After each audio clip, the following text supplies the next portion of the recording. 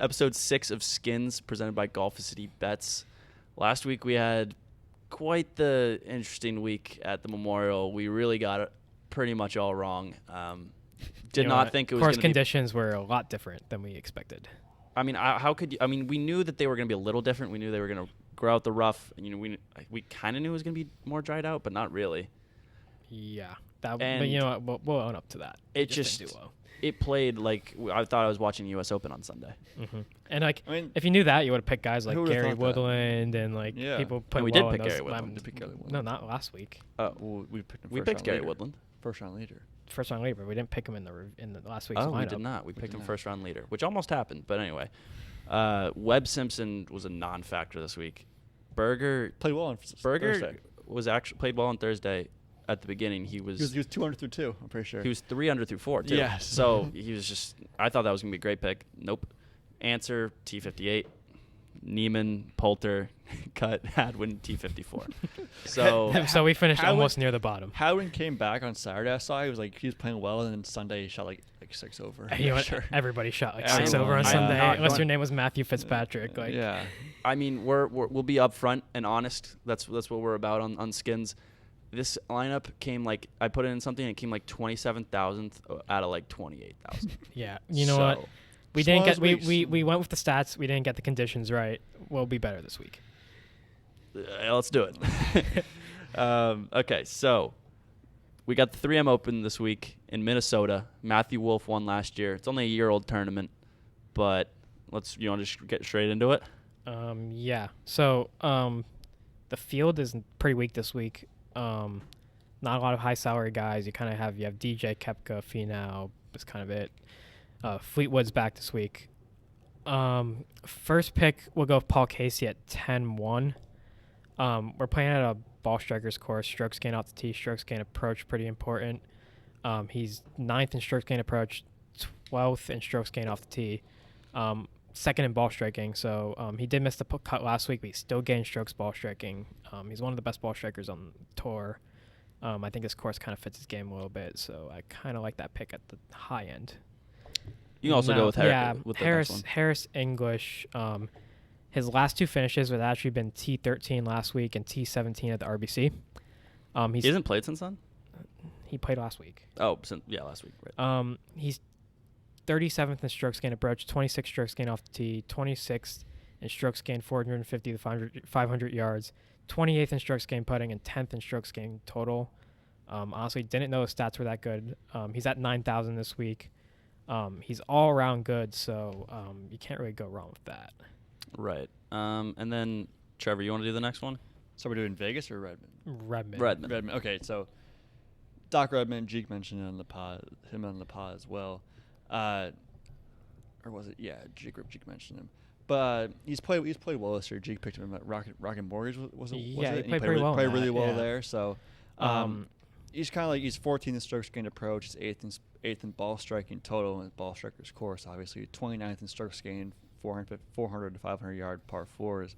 And he's like we said, with 3 top 25 since the restart. He's playing some pretty good form and kind of a little bit of a higher salary at 8.7 for his standards. Well, the salaries this week are inflated. Are kind of now I think Doc Redmond is actually pretty good value at 8.7, saying a player compared Bubba Watson. Like Russell Henley is at 9.2 and Bubba Watson's at 9.9. So I think that's good value. Compared to those guys, yeah. But I was just saying he's a little higher than normal. I mean, he was 8.5 in the Rocket Mortgage, where the field was a little bit stronger. So 8.7 is pretty good value. Yeah. Right. So then we got Sepp Straka at 7,900. I was talking a bit about this on the podcast. He's done really well at the courses that have played a little bit easier since the restart. I think he came T12 or around there, like T13, T14 at RBC. He was really good at the Workday, and he played really well at the Rocket Mortgage. Yeah, too. so T24 at the Travelers, T17 at the RBC. So those are 2 of the easier courses. Right, and also he was T8 at Rocket Mortgage. So I think he's a guy that'll do well in a setup like this. And then the next one, we also have a guy that I think we had at the Rocket Mortgage, right? Yeah, Tringali. Cameron Tringali, 7,200, pretty good value. He's a guy that we also have for our first round leader, but we'll get into that.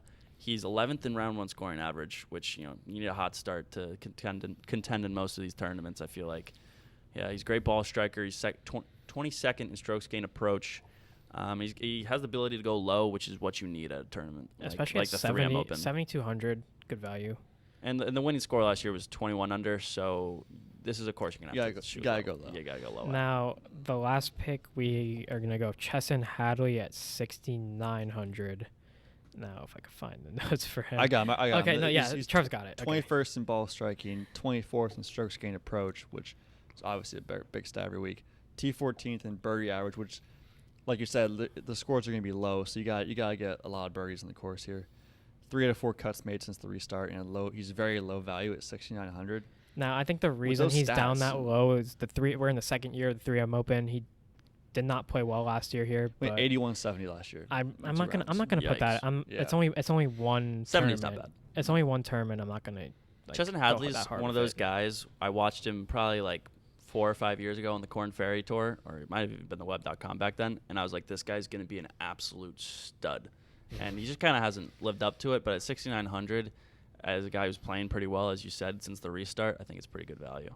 So that's our lineup for the week. Hopefully that does a bit better than we can only go up from last week. Pretty much. Exactly. Pretty much. Yeah, it's pretty much hard to do worse. So let's move to the expose the bookie. So we decided on Johnny Vegas minus 120 over Charlie Hoffman. Now, we really like Jonathan Vegas this week. I'm a big Jonathan I Vegas did guy. pick. So might as well go into the long shot too. I picked him as my long shot. Couple good finishes this year: T17 RBC, T24 Travelers. He's 6th in strokes gained off the tee, which is a pretty good stat this week. Got a decent amount of eagles this year, which is kind of like eagles gained was one of the stats that we mentioned on the podcast.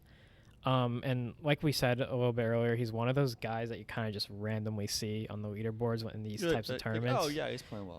He's playing well. He has Also, six top 30s this year. What have you seen Charlie Hoffman do this year? Exactly, nothing. Zippo. I haven't even seen the guy in a tournament. We've been talking about is like strokes gained off the tee, like driving distance. Vegas is a great driver of the ball. Charlie Hoffman, not so much. Don't think so. Don't think he's that great of a driver off the ball. Like the biggest memory of Charlie Hoffman is being in the rough with us when we were standing at the PGA last Charlie year. Hoffman is one of those guys. I will give him credit about maybe not recently, but like let's call it like 3+ years ago. He would find himself in like the top 10 of like majors. Everything. Right. You shot like 6th or 7th at Masters like first round or something. Exactly. So but yeah, I don't know. Minus 120. We like Vegas this week. Charlie Hoffman's 101st on tour in strokes off the tee. Whatever. So he's my long shot at plus 6,600. So my long shot is going to be Henrik Norlander, who I'm kind of riding the hot hand. I've picked him a couple weeks in a row in DFS, and he's we couldn't pick him in DFS this week at 8,600. Yeah, that's a lot. He's sneaky one of the hotter players on tour right now. Like I feel like that's a little bit under the radar, and yeah, I feel like it's a turn. This is a tournament that he could win. Yeah. So my long shot is Sahith D Goa.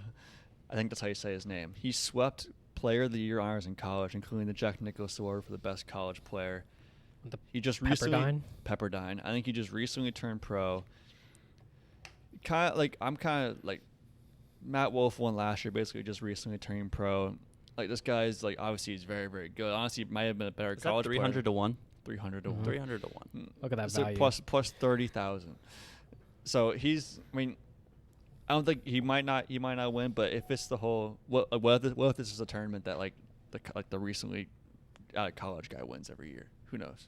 You don't know. It's only been last year, so that's all we got. It feels not great at plus 3,000 for a guy like obviously he has a lot of talent. If he gets really hot, like who knows? He could make you a lot of money. Okay, and we'll cap it off a first round leader. Cameron Tringa at plus 9,000. It's pretty good value.